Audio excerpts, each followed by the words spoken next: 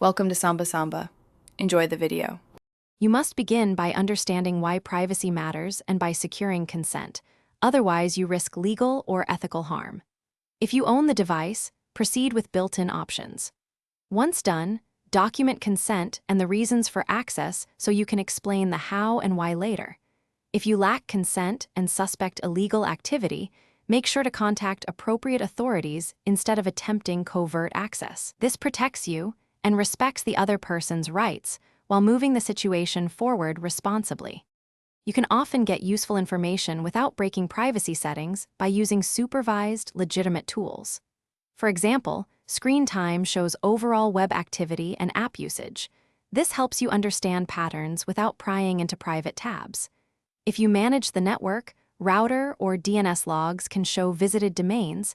Make sure you have authority to access them. If recovery is needed, restoring an iCloud or encrypted backup you own may reveal prior history. But do this only with authorization to avoid. Finish by reviewing what you legitimately can access and then take appropriate next steps. If private browsing left no trace, understand that is often by design. Do not escalate to hacking. If you have legal grounds, involve counsel or authorities who can request records lawfully. Make sure iCloud backups and sync were enabled before expecting recovered history.